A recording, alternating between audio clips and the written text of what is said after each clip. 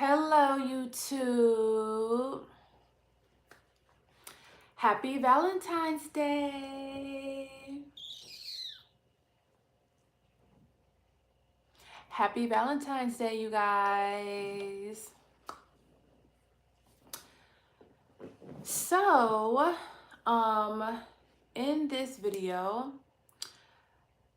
I want to, oh, I had to make sure that I put this on public and not unlisted. Hey, Tara. Happy Valentine's Day. Okay, so in this video, I want to have the sexy conversation about loving yourself. All right. Now, in honor of Valentine's Day, I'm going to be talking about a few things that can help you with your confidence, help you love yourself, and, help you feel yourself and, big up your ego this year. Now, all of us are always in a state of growth and evolution, and we're always growing, so there is no destination to growth. There is no destination to evolution. Even after you achieve your body goals, even after you achieve your financial goals or your business goals, there's still more life to live. There's still more things to achieve, and there's still more experiences to learn through and to grow from. So even though, we think, what, when my body is like this, that's when I'm going to be happy. Or when my bank account looks like this, that's when I'm going to be happy. Or when I'm in this type of relationship, that's when I'm going to be happy. That is the wrong place to look for happiness. That is the wrong place to look for self-love, because it is the journey that we have to embrace, because life doesn't end until we dead. Life don't end until we are dead in the grave, okay? So the key is to just enjoy the process. Enjoy the process. Enjoy life, right? Uh-oh, y'all. Uh-oh. Can y'all see me? Oh my gosh, you guys, my phone froze.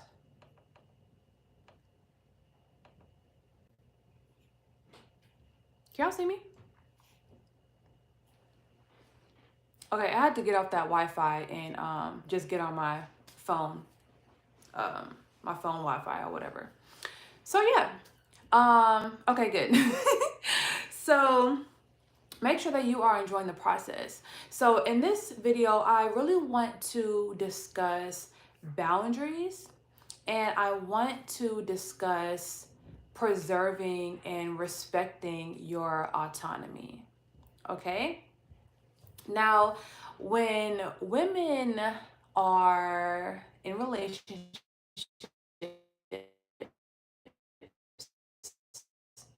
sometimes respect, before we truly love ourselves, before we truly respect ourselves, and to a relationship for a man, just to that man happy, right? So in relationships, a lot of times women tend to lose themselves every single time by putting the man first before themselves, right? Now, sometimes we tell ourselves that we're putting the relationship first, but a relationship involves two people. That is your happiness and his happiness. So if you are not prioritizing your happiness, you're not putting the relationship first. You're putting his feelings first, right? So we think that we're putting the relationship first, right? But in essence, we're only catering to his needs. Hence, us really like treating the relationship like we're only, operating for him, or we're only trying to satisfy him. And guys, sometimes, some men, I'm not going to say all, but some guys have a very special way of making women feel like we're not enough, like we aren't doing enough, and constantly making us feel like we are, yeah, like we're not doing enough. So the woman is always going above and beyond. We're always doing the cooking to keep the relationship happy and peaceful. We're always doing the cleaning to make sure the relationship is happy and peaceful. We're always making sure that we're sex ready, right? To make sure that the man is satisfied and that the relationship is nice and peaceful, right? Because a lot of guys think that just because they have a job that they deserve sex whenever they want it. Even if the woman doesn't feel like it, even if the woman is not really like in the mood. So instead of, sex really being like, this spiritual, this sacred, special moment, it becomes like a duty, right? Because once again, in relationships, a lot of women, they give up their autonomy to serve the man, and they forget about themselves. So how many times have you been in a relationship and you thought to yourself, you know what, this relationship or the next relationship I get in, I'm not gonna lose myself. I'm not gonna lose myself.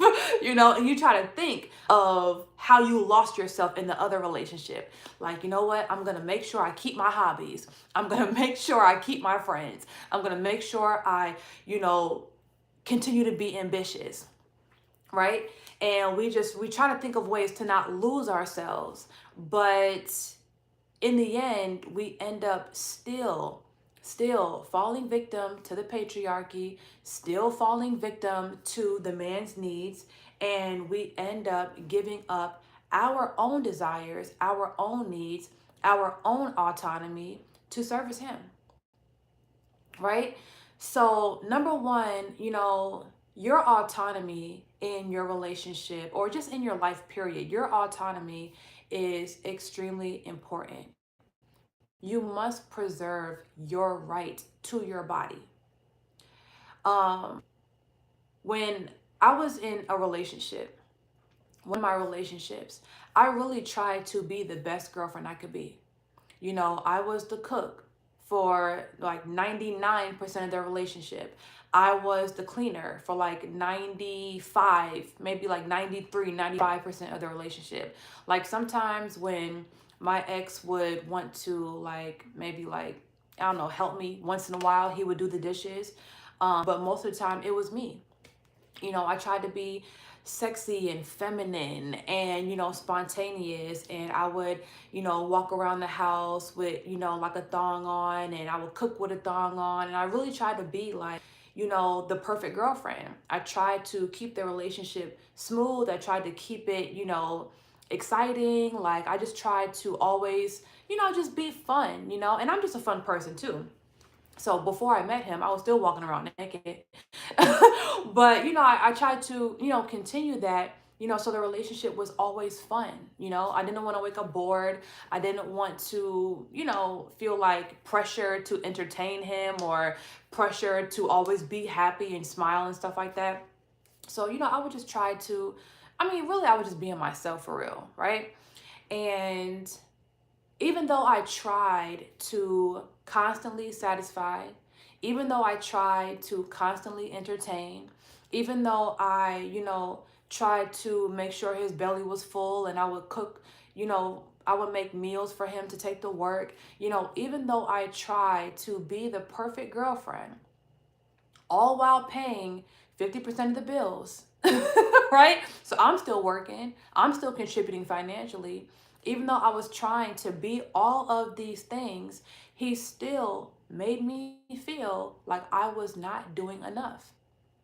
Every time we got in an argument and it was about something like what I'm posting on Instagram, right? He would always say things to me like, oh, I don't want you ruining my brand. Or I don't want men to think that I have a woman that posts like that or that dress like that, right? referring to how I dress and how I post, right? Or he would say things like, I can have another you, or I can have another woman, or I don't need you. I don't need you. I just want you. He will always try to diminish my value and make me feel like I was never enough, like I was never good enough.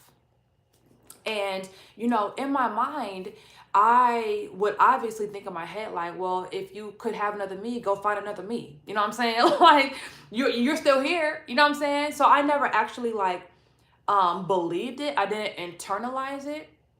But the fact that I still stayed with someone that would, demean me like that and talk to me in such a degrading way, it still took a toll on my self-esteem.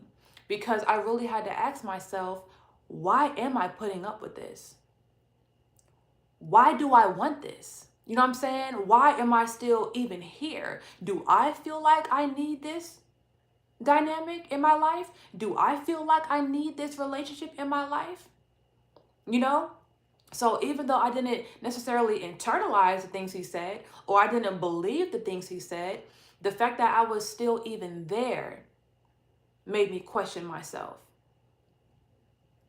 Also, another thing that was, I'm not gonna say that this was like just the most traumatizing thing ever, but I guess it kind of is, because it really did affect the way I see men and the way I perceive sex and things like that. But the fact that, I always tried to satisfy his sexual desires, right? Even when I was tired, even when I didn't feel like it, even when I just, worked all day, or I was recording all day and I didn't really feel like it. Like, I always loved being, affectionate. I love cuddling. I love kissing. I love doing all that stuff. But sometimes you just don't feel like going, all like the whole base, like all around. You know what I'm saying? You don't really feel like going the extra mile or doing the do. Sometimes you just feel like chilling and, like just chilling. And I felt so pressured by him because, he used to always say, oh, I'm your man, and I work, and that's the least you can do. And, my other women, the other girls that I was with, they had a super high sex drive, and they used to always do this and always do that. So I used to internalize that. And I used to think in my head, well, if those girls had this super high sex drive, and if they were, doing it 3 times a day, the least I can do is this, or. So I used to compare myself, subconsciously to the last women, and I used to try to always be quote unquote sex ready, even when I wasn't ready spiritually, mentally, emotionally, even when I wasn't ready.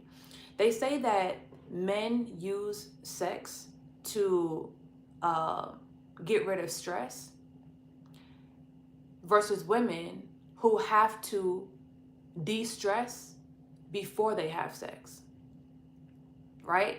So it's like, you're using this to, get rid of stress, but I really need to like wind down before I do that.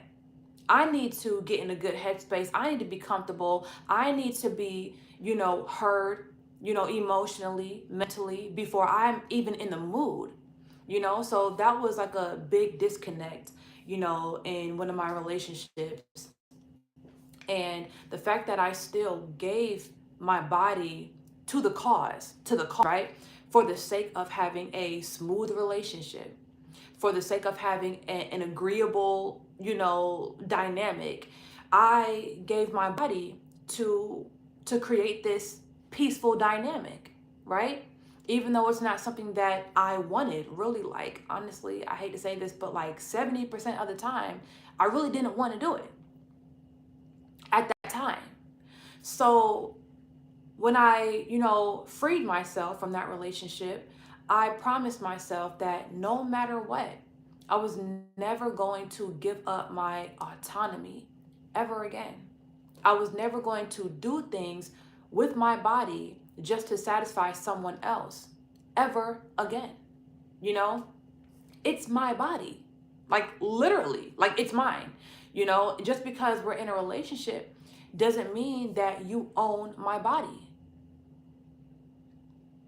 And I feel like a lot of guys will try to rush moving in with a woman just to have consistent access to her body. You know, when guys rush to move in with a woman, like within 2 years of knowing her, it's either because he doesn't have a roof over his head, he doesn't have a car to drive, or he doesn't have a woman's body that he has access to. So, you know, sometimes women will get swindled. You know, uh women will uh basically be love bombed to the point where they think that this man wants to marry them. They think this man wants to build with them. They think he wants to have a family and kids with them, when really he just wants to shack up. That's like his main number one goal, is to shack up. And inevitably, that's what happened in my situation too. I was promised a ring. I was promised, you know, this grandiose life, you know, with this guy. I was promised all these things, you know, but really all we were doing was playing house. So once again, you know, I promised myself that I would never sacrifice my body for anyone's cause. For anyone's cause. If I don't want to do it, if it's not my decision, I'm not taking part in it.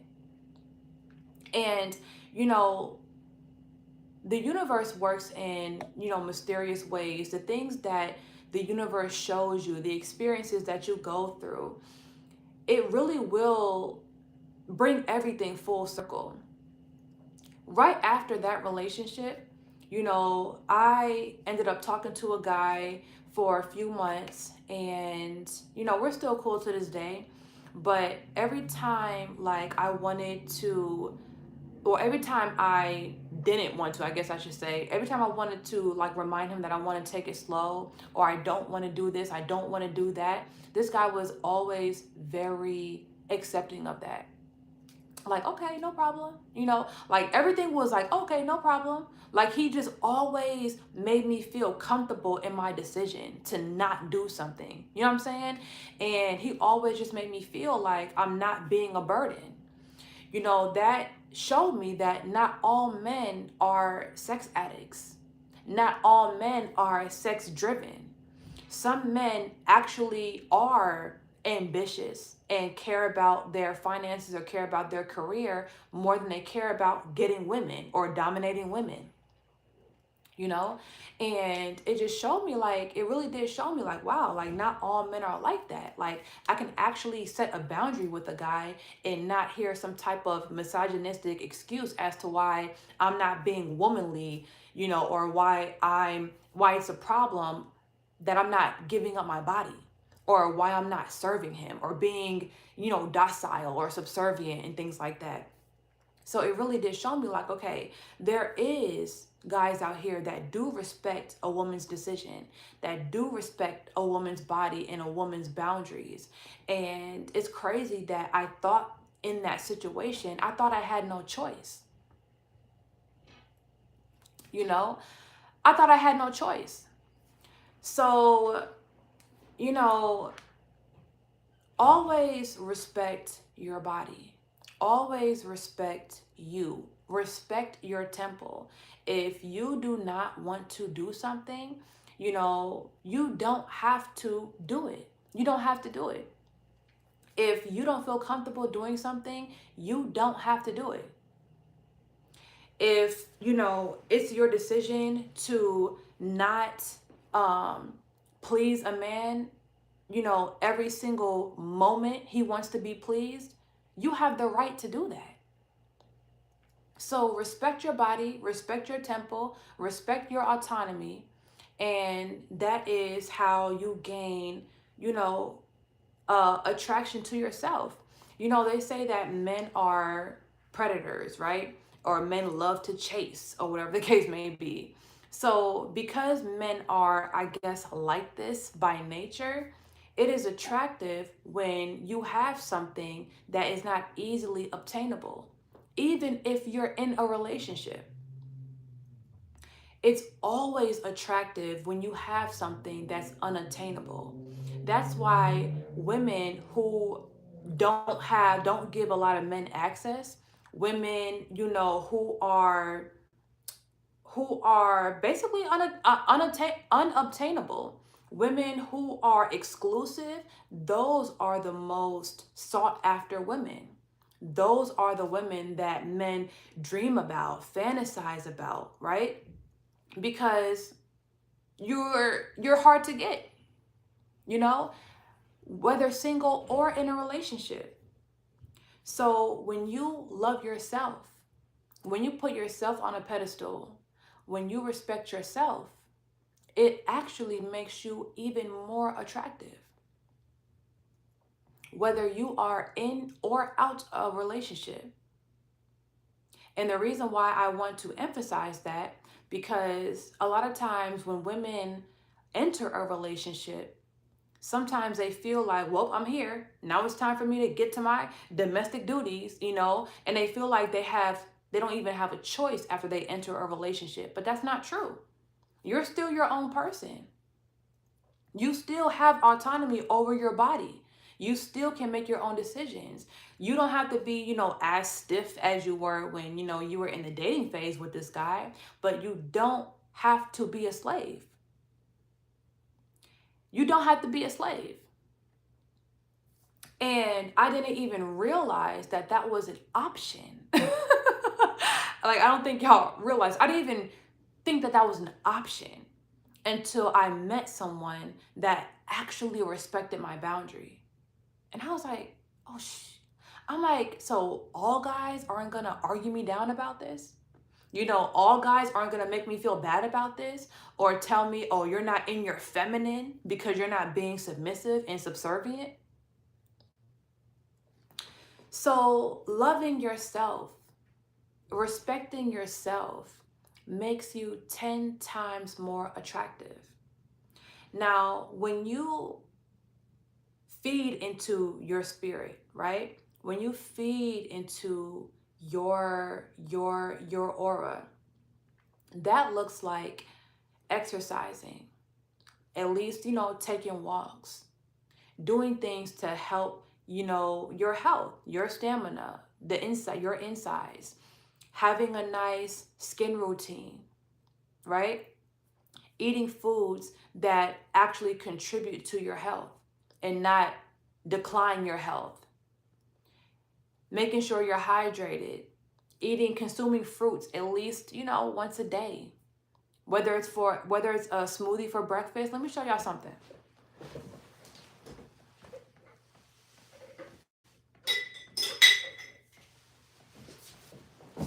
Let me show y'all my breakfast.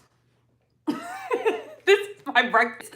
This is a papaya. Well, not a full papaya, but like 1/4 of a papaya. I put some frozen strawberries in here. It's this color because I put blueberries in here. I have almond milk in here. I have agave in here. I have, what else is in here? I put some of the papaya seeds in here because that helps with killing parasites in the gut. And I put fresh ginger in here. So yeah, have like a big, and mind you, y'all, yeah, I'm ghetto. I drink out the blenders.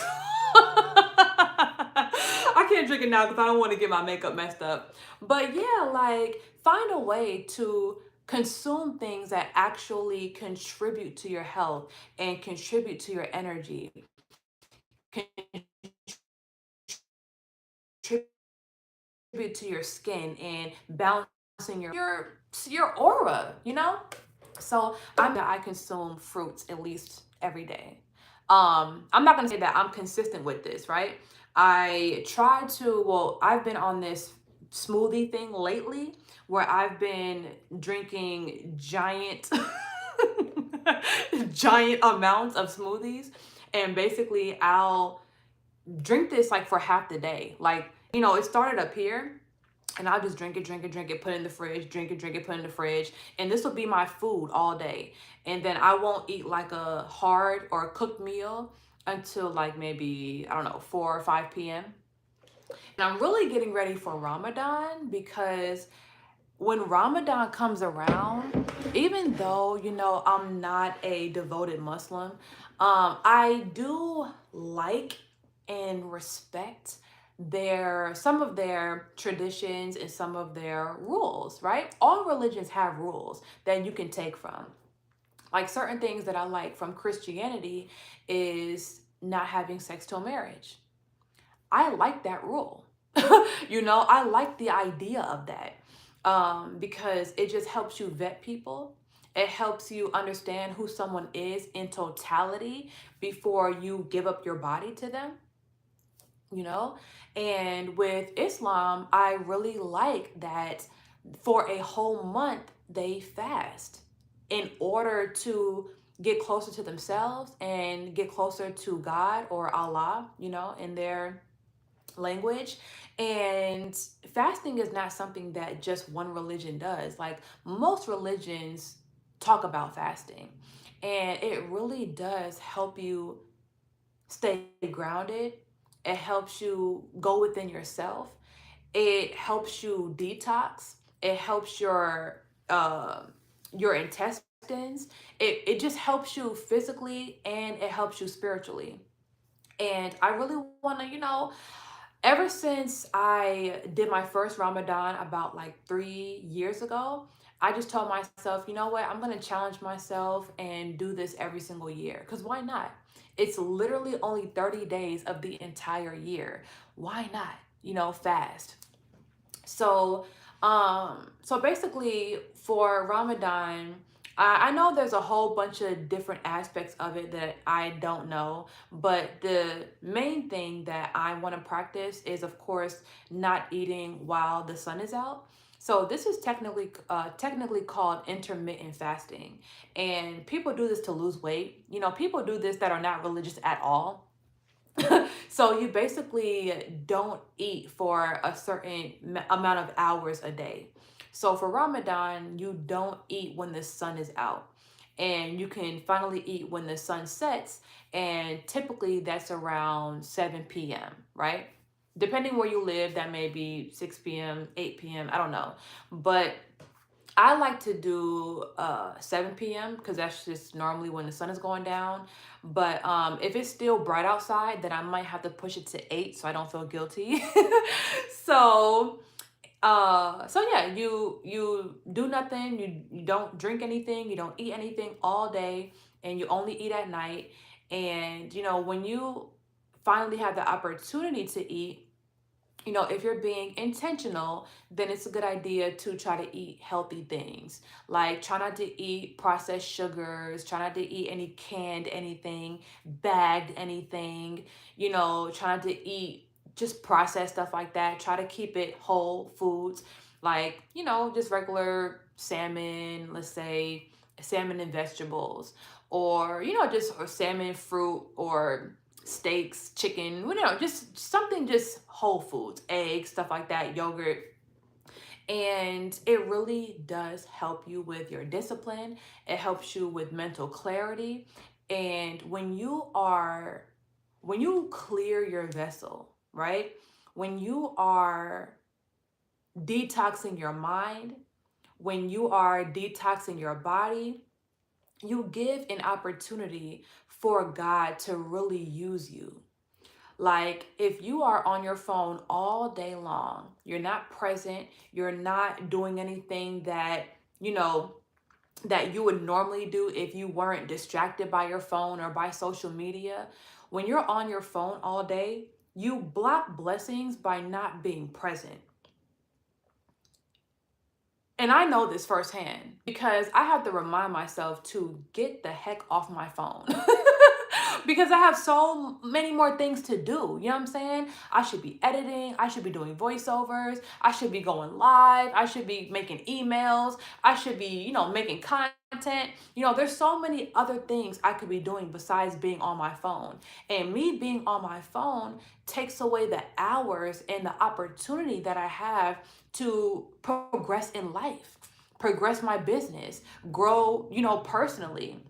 So the more we distract ourselves with these cheap dopamine hits, you know, um, we take ourselves away from our true purpose.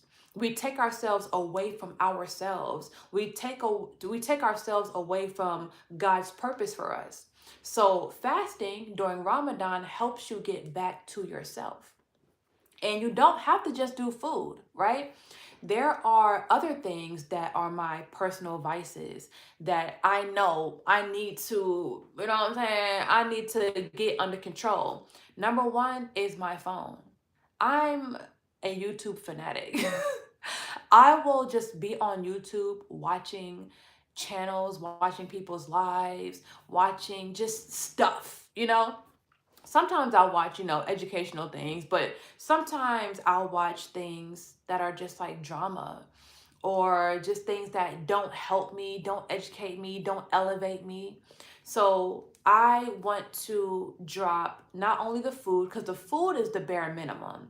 Even though the food tends to be one of the hardest things to eliminate during Ramadan, because when you want to eat and you can't eat, y'all, you be hangry. Okay, last Ramadan, I did not prepare. I was eating like a pig the day before.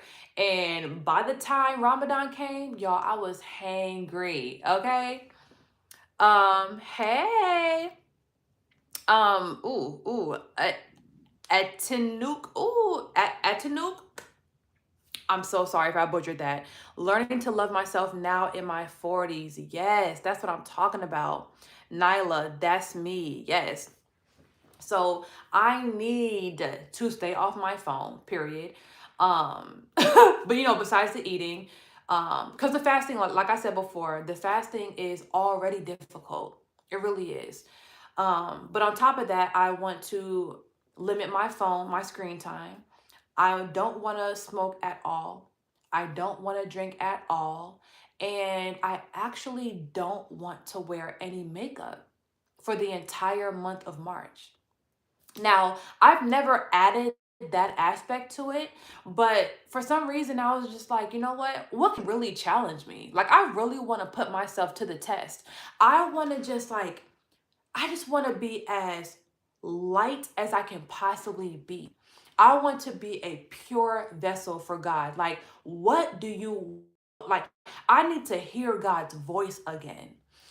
When you are just so consumed with everything in life, your phone, your family, your relationship, your friends, all these activities, or your job, making money, and you feel like you can't really connect to God for real because you're so consumed and there's so much in your brain. I want to be able to connect to God. I want to be able to be so grounded and be so light that I'm able to easily manifest in March.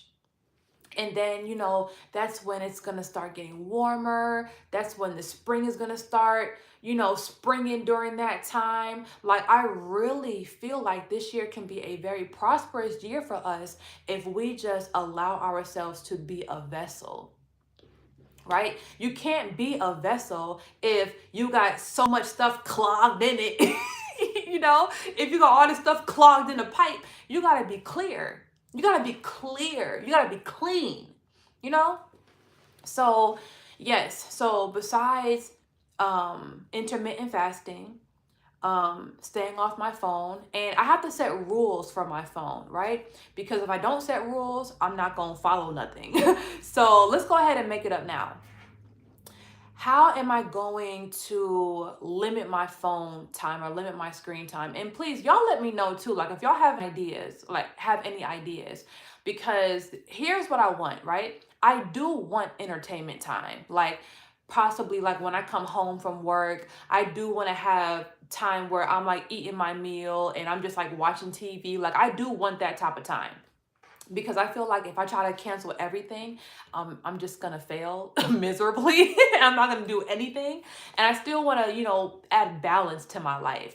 So maybe, you know what? Maybe I shouldn't even get on my phone until maybe 7 p.m. Maybe maybe that'll work. But the only thing is, I don't want to be on my phone like all night. You know what I'm saying? Like I don't, I don't want to be on my phone all night before I go to bed. Because they say that when you're on your phone at night, or you're looking at your screen, that blue light that emits from your phone can cause insomnia. It can mess up your sleeping patterns and stuff. But I think honestly, like I think that might work for me. If I just stay off my phone all day, unless I'm going live, but that's not consumption. If I don't consume anything on my phone until 7 p.m., that's when I can eat and that's when I can be on my phone. So during the day, I don't have anything to do but just be productive and live. you know? So yeah, I'll do it like that. So so I'll fast up until 7 p.m. I will stay off my phone until 7 p.m. That's so perfect. Oh my God, so perfect. Then I will not drink, I will not smoke, and I will not wear any makeup. That's it. So I do have a testimony. When I did Ramadan 2 years ago, I experienced so much progression in my business. I experienced so many new sales, new customers, and the growth was real. Like the growth was exponential when I was fasting 2 years ago. And I just remember thinking like, oh my gosh, like when you just give up things, when you sacrifice things, you really make room for God to bless you, for real. Hey Sarah, my brother is in love with you, girl. Oh my gosh. Hey brother. I appreciate that. But yeah, I definitely experienced a lot of manifestation and a lot of growth during that time. And I'm just like, oh my God, like what if I lived my whole life like this? You know what I'm saying?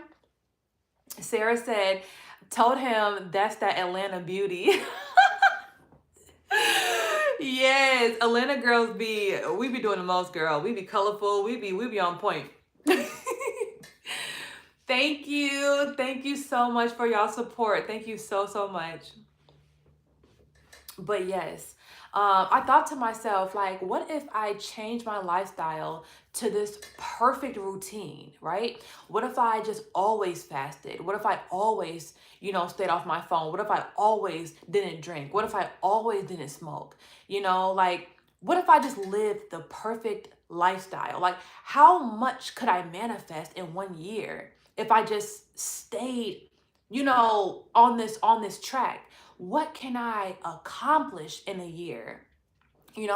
So I feel like Ramadan is a good opportunity for everyone to practice sacrificing. Practice sacrificing. Give up one or two of your vices. And if you really want to challenge yourself, right, give up 5 of your vices, right? Like me. So, and of course, I'm going to, go live. I'm going to talk about it because I'm going to let y'all know when I'm suffering. Okay? I'm going to let y'all know. And I'm really going to do the no makeup thing. I'm going to record that too, because that's something that I know is going to challenge me, because Lord knows I love getting beats. Okay? I love the beat. So not wearing makeup for a whole month is definitely going to be challenging. I know it's going to be eye-opening, and I don't know what to expect, but I don't want to stop my life. I still want to go out. I'm still going to go out, to eat by myself. I might go out to a few lounges, but I'm just not going to wear any makeup. That's it. So yes, when you love yourself, you become more magnetic, you become more attractive, you increase your value, and you just become a hot commodity. What Nicki Minaj say? Step your cookies up. Okay?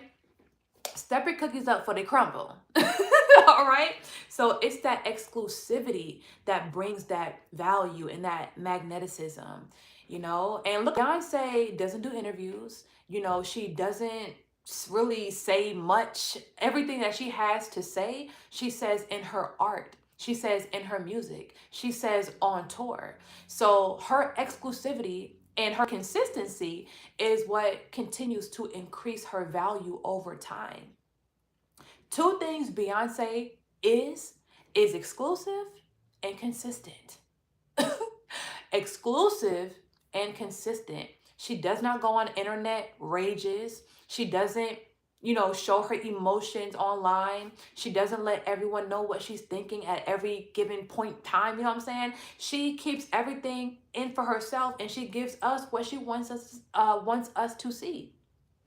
So, yes, it's all about exclusivity and it's all about consistency. That's how you build your value. That's how you make your magneticism even stronger. And that's how you become even more attractive. All right. So, let's talk about boundaries. Now, this kind of goes into what I was speaking on before with respecting your autonomy and being able to say no to people and not sacrificing yourself for someone else's cause, right? Or for the sake of a relationship or whatever. Like, if that person ain't sacrificing the same things, why the heck are you sacrificing that? you know? If that person isn't making as many sacrifices as you are in the relationship, is it really fair? you know okay, so Sarah said yes, boundaries is a big topic this year. Girl girl with friends and with relationships. Now, the reason why I really want to talk about relationships more is because sometimes we do let friends cross our boundaries, but it's easier to set boundaries with friends than it is in a relationship a lot of times. Because when we're in relationships, we just want it to be good. We love. Women love. I love love. I know I love being in relationships. I love being in love, and I try to uplift the man as much as possible. I try to make him feel like a king. I try to be as, agreeable as possible without sacrificing who I am as a person. Yeah, that was a trigger. So let's talk about boundaries, right? What are you willing to tolerate? What is something that if someone does this thing to you, that is a deal breaker for you, right? You have to establish what your deal breakers are and what your abuse tolerance is. I know that sounds crazy, but hear me out. A lot of women have an abuse tolerance meter that we don't realize we have, but it's subconscious, right? We're willing to take a certain amount of abuse before we leave a relationship. We're willing to accept and take a certain amount of disrespect before we leave because men are so unruly as a species, and the bar set for men is so low that if a man is even a little bit good, we're willing to tolerate, right? He doesn't have to be an exponentially great man. He doesn't have to have a super great character. He just has to be better than the rest. So our abuse tolerance meter is automatically built within us because women put up with so much in relationships. We put up with so freaking much until we truly begin to love ourselves, and then we start choosing different, right? And we start, denying certain men, even if that man is our type, or even if that man was good to us in the beginning. The moment he starts to be disrespectful, or the moment he starts to show his dark colors, that's when we, choose better for ourselves. But a lot of times, before women really have that level of self-respect, and before we have that level of self-love, we do tolerate a lot. So you have to ask yourself, what is my abuse tolerance? What am I willing to accept until I can't take it anymore? So a few boundaries that women can have is, number one, if a man, or anyone, let's say anyone, if someone calls you out your name, that could be a boundary. If someone tries to poke at your self-esteem or try to say something to you to lower your confidence, that could be a boundary that you set for yourself. And assuming that you don't do these things to people, because if you do these things to people, like, you need to work on yourself, ho. Like, what are you doing? But, assuming that you don't do these things to other people, calling you out your name, belittling you, someone physically, putting their hands on you, right? One thing that, I definitely experienced, not at a high level, because I understand there's levels to abuse. I'm not going to say that I was at level 10, because, some girls really be getting messed up in these relationships, and to the highest point, they be getting unalived. But there were certain situations that I've experienced where, the guy that I was with put his hands on me. He didn't punch me in the face or anything, but he, like, grabbed me, or, put his hand on my mouth, or scratched my face, or, did like little stuff like that. And that could be, the prerequisite for, more serious, physical abuse. So, when I was experiencing these things and I knew that it wasn't okay, I already considered it abuse. Like, I'm not going to sit here and say, oh, just because you, pushed me, or you mushed me, and you didn't give me a black eye, that's not real abuse. Yes, that is real abuse. I'm not the type of woman to put my hands on a man. I've never done that. Only time I put my hands on a man is when he was coming at me a little too fast, a little too scary, and I had to fight his ass. It was like when I was like, I think I was like 18 when I did this. But yeah, like, that man was like, he was coming up on me a little too fast and furious. So I had to fuck his ass up. But after that, like, I'm not the type to just be play fighting my man. Like, I don't be like putting my hand in my man's face. I don't mush my man. I never slapped a guy before. Like, I don't like do stuff like that. So if a guy puts his hands on me even a little bit, that's super weird to me. It's like, what are you doing? Like, are you okay? Like, are you good? So, one thing I'll say is, even if a guy puts his hands on you and it's like a minor, like a level 2, 3 offense on the abuse meter, still consider that abuse. Still, consider that a red flag on your list of boundaries. Because if a man is even comfortable putting his hands on you, even on a level 3, even that's a problem. Assuming that you don't put your hands on him. Because, even though they say that, oh, women are not as strong as men, men should know not to touch women because, y'all are stronger or whatever. I genuinely feel like if you do put your hands on a man, it just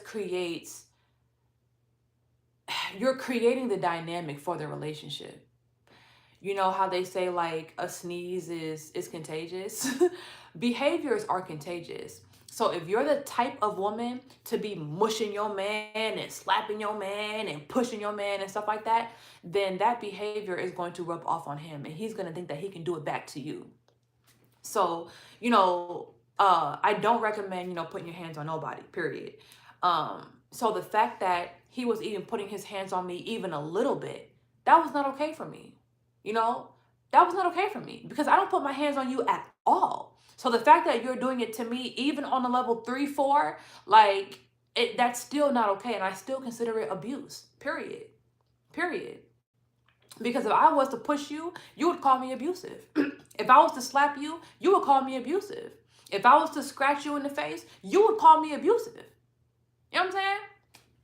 So yes, don't let people slide with these little behaviors that inevitably end up growing and evolving over time. So, you just have to decide for yourself. What are you willing to accept? What are you not willing to accept?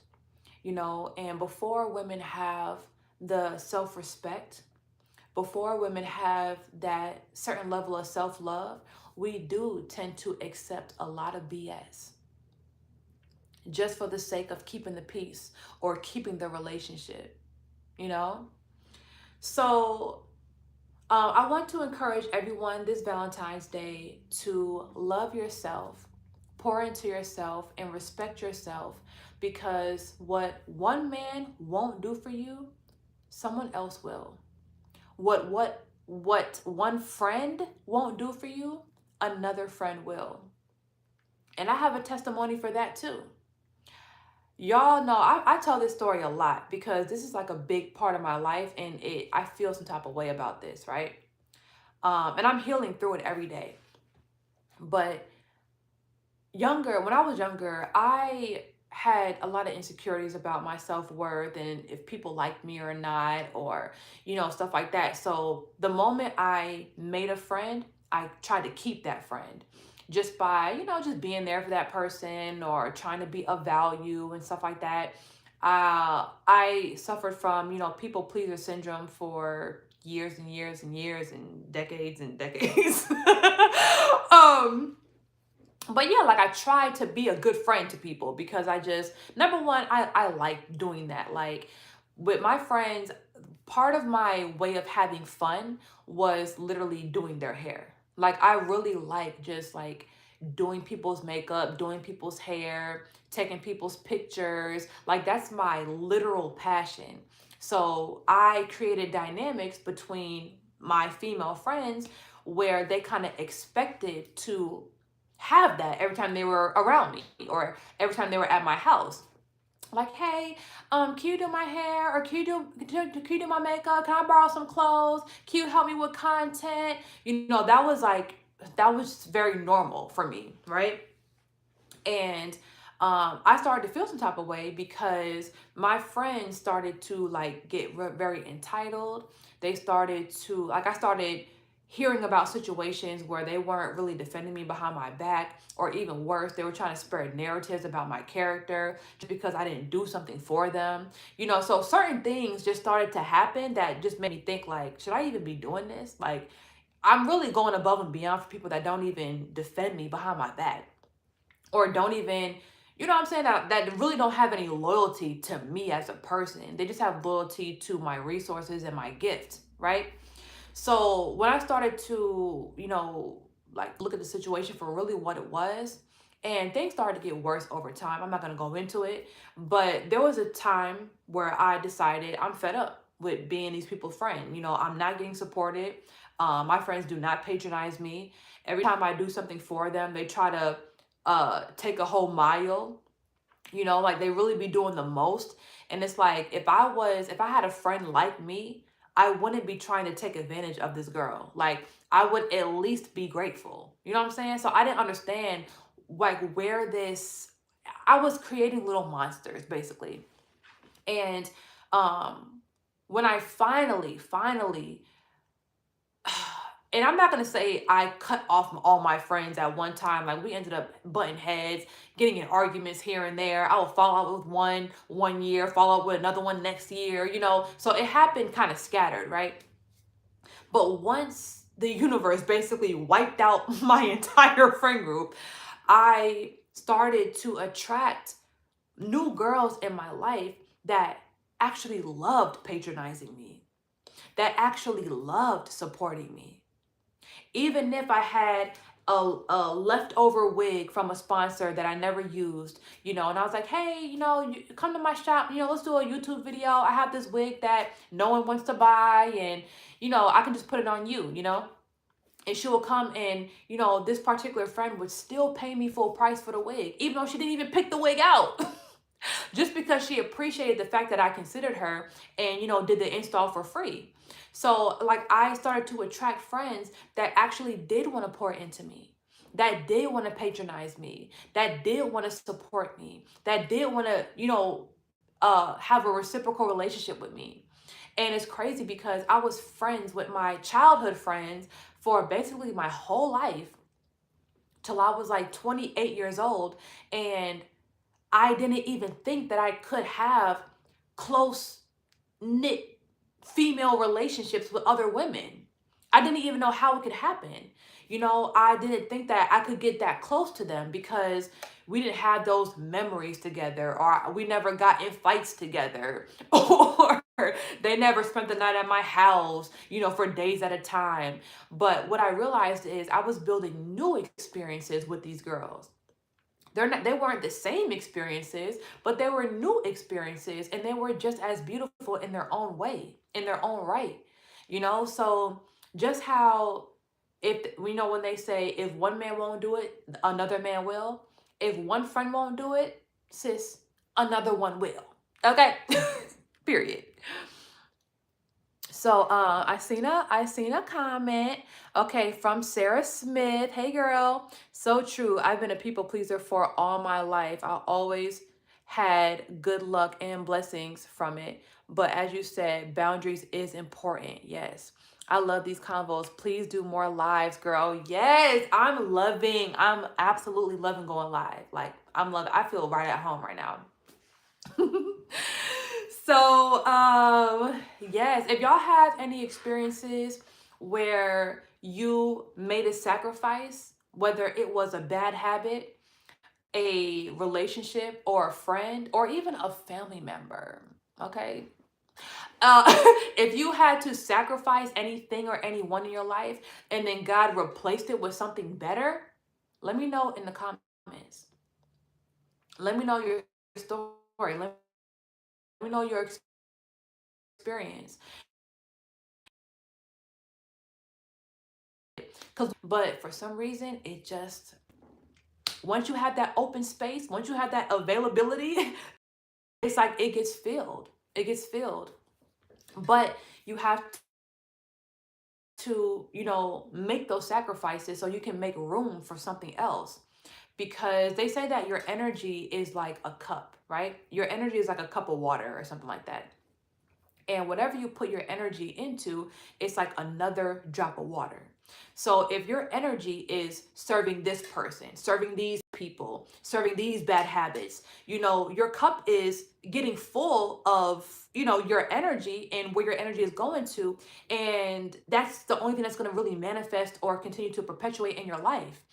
Release your energy from these people. You take back your energy from these people. You take back your energy from these friends. You take back your energy from these bad habits, and these cheap dopamine hits. You take back your energy, that those, that energy level, it goes down, and now you have more room. You have more room for it to be filled with other things, other positive things. And once you let go of something, you automatically attract a newer version of it on the frequency that you're on currently. Now, it is possible to go backwards, okay?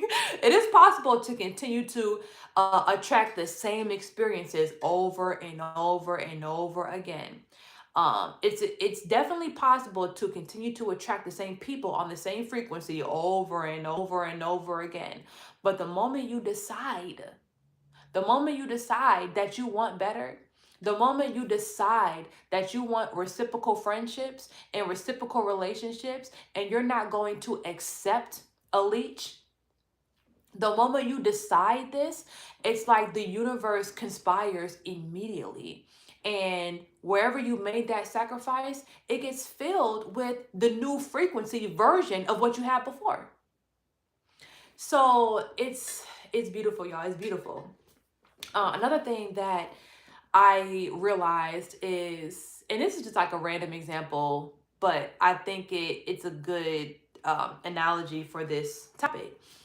When I have a chargeback on my website, and it doesn't happen like now the way it used to, but when I used to have like a chargeback for bundles or for hair, right? I used to be so pissed. I never, ever, ever felt ecstatic or enthusiastic about giving people refunds on a $200 order or a $300 order, right? Because I'm like, girl, like what? Like, okay, you told me you bleached the bundles and then you ruined it, and now you want a refund on the bundles? You know what I'm saying? Like, that stuff used to piss me off. I used to hate giving refunds on hair. But what's crazy is every time I just, you know, bit the bullet and I just gave the refund, no questions asked, don't argue with the customer, just do it, just do it. Every time I gave a refund, I would always get another order with the same value or a more value, like within the next couple days. And I used to think to myself, like, there you go, guys. There you go.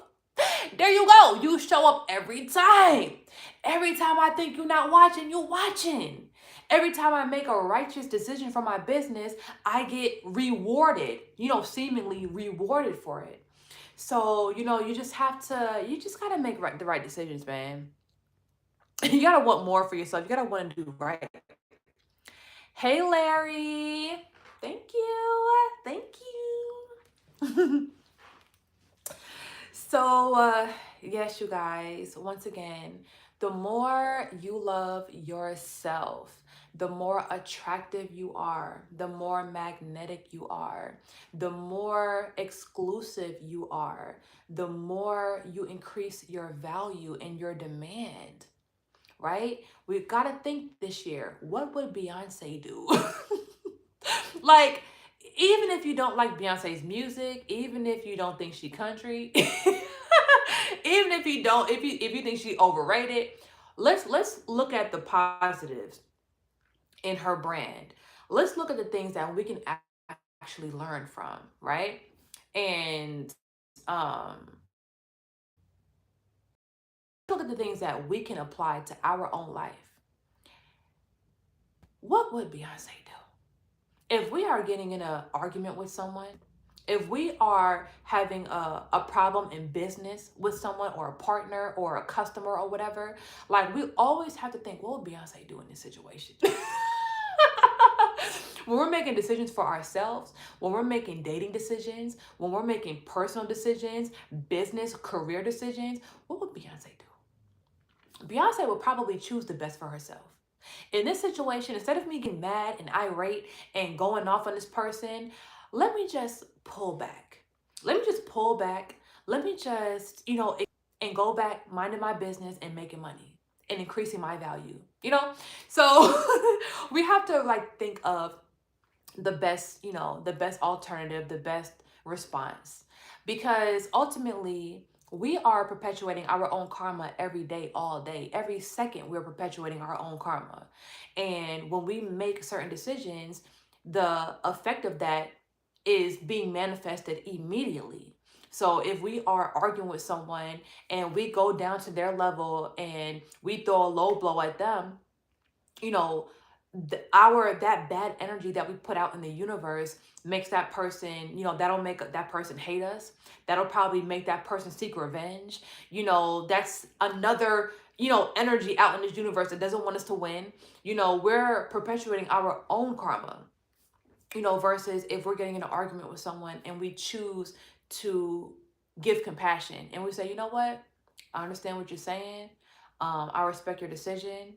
And I don't want to fall out with you, or I don't want, us to hate each other. So I'm just going to stop this conversation right here.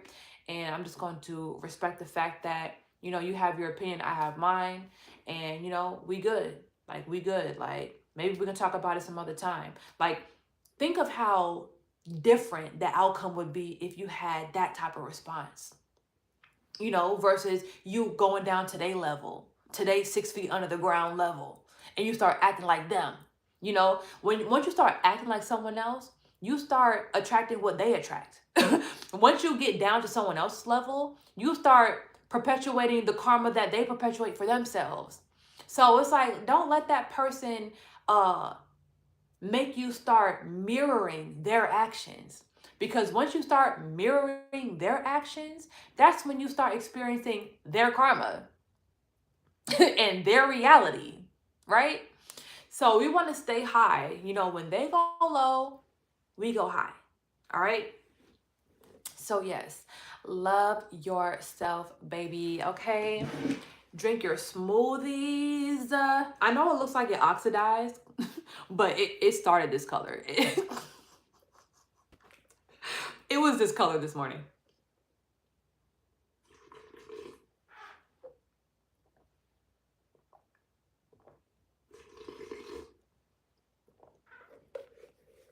It's a little warm, but it's still good.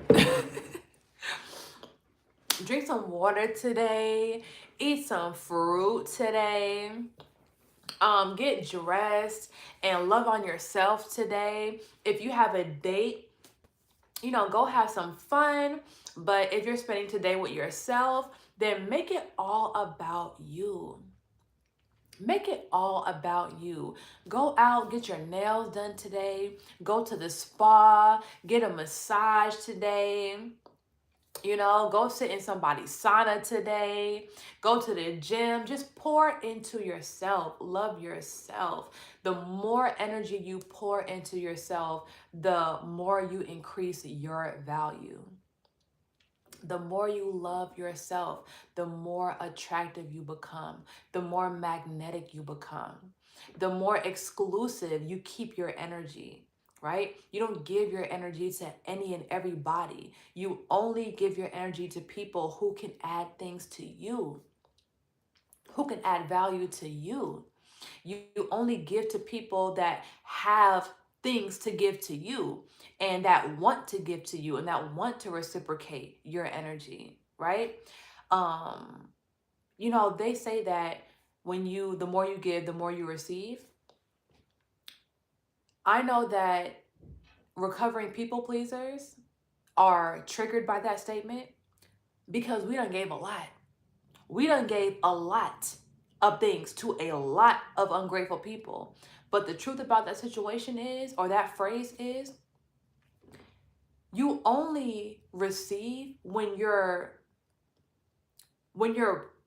planting your seeds into fertile ground.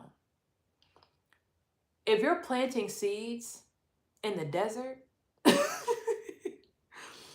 people with negative energy, people who are envious, don't got for themselves, people that don't have nothing to give you, people that don't even have the energy, the good energy to give you. When you're planting seeds in the desert, you think them seeds gonna grow? You really think those seeds gonna grow?